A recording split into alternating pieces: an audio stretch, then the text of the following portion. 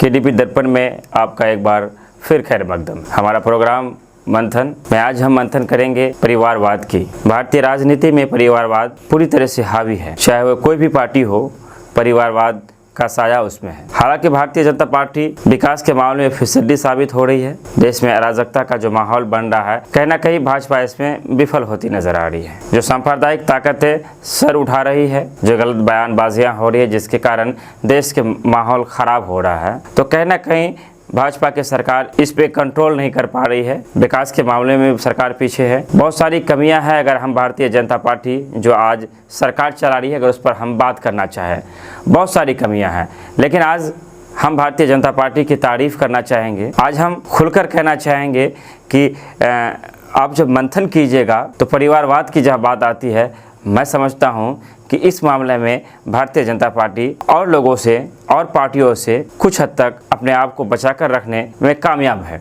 देश की 4 पार्टियों को मैं नाम लेना चाहूँगा। समाजवादी पार्टी, राष्ट्रीय जनता दल, कांग्रेस और भी कुछ पार्टियां होगी। आप देख सकते हैं हर पार्टी में परिवारवाद है। अगर कांग्रेस में भी परिवारवाद राहुल गांधी और प्रियंका गांधी के इर्द गिर्द पार्टी घूमती नजर आती है। भले और भी बड़े सीनियर लीडर हो, लेकिन कांग्रेस पार्टी राहुल गांधी और प्रियंका गांधी को ही सबसे बड़ी जिम्मेदारी होती है और उन्हीं की छत्र छाया में चलती है। अगर बिहार की राष्ट्रीय जनता दल की बात करेंगे तो लालू, तेजस्वी परिवारवाद है। अगर समाजवादी पार्टी की बात करेंगे तो मुलायम सिंह, अखिलेश यादव, डिम्पल, यानी परिवारवाद से जकड़े हुए हैं। चाहे आप ऑल इंडिया मजलिस इत्तेहादुल मुस्लिमीन की बात कर ले, असदुद्दीन ओवैसी, अकबरुद्दीन ओवैसी के बाद कोई बड़ा चेहरा आपको नजर नहीं आएगा।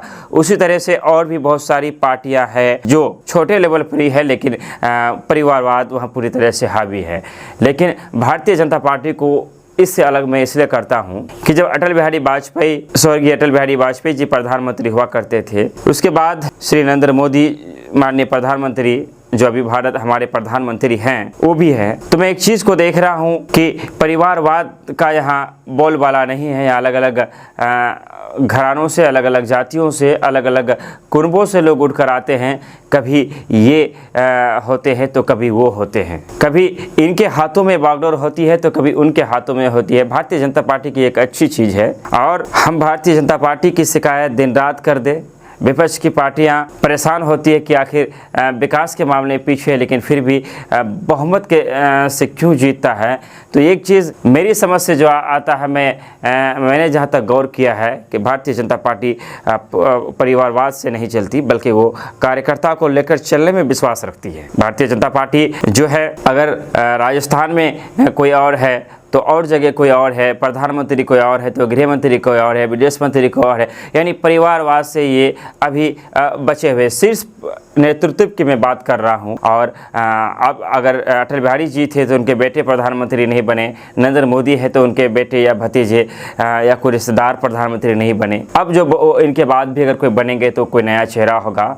इस मामले में भारतीय जनता पार्टी को क्रेडिट दे सकता हूँ, मुझे ऐसा लगता है। भारतीय राजनीति के संदर्भ में बहुत सारी ऐसी बातें हैं जिन पर बात की जानी चाहिए, जिन पर चर्चा होनी चाहिए। भारतीय राजनीति में एक ऐसा आंदोलन आया जिन्होंने भारतीय राजनीति की एक रूपरेखा बदल कर रख दी और एक नया कीर्तिमान स्थापित किया गया। मैं समझता हूं आज़ाद भारत का सबसे बड़ा आंदोलन जेपी आंदोलन ही हुआ होगा। हम आपके बीच अगर आएंगे तो हम जेपी आंदोलन के बारे में आपको बताएंगे कि जेपी आंदोलन ने किस तरह से देश की सत्ता को हिला कर रख दिया और देश को एक नई क्रांति की ओर लेकर गया था। क्या अच्छे परिणाम हुए जेपी आंदोलन के, क्या बुरे परिणाम है, अगला वीडियो हमारा उसी पर होगा। आज हम बात कर रहे थे पार्टियों की परिवारवाद की, कि जहां परिवारवाद हावी होगा वो पार्टियां उतनी मजबूती से आगे नहीं बढ़ पाएगी, बल्कि वो पार्टियां ज़्यादा आगे बढ़ेगी जहां हर तबके के लोगों को अहमियत दी जाए, जहां हर तबके के लोग अलग अलग क्षेत्रों में काम करें। दर्पण में फिर हम आएंगे और नए मुद्दों के साथ हम आपसे जुड़ेंगे। आज आपसे लेते हैं विदाई इस वादे के साथ कि कल फिर हम आएंगे। शुक्रिया, धन्यवाद।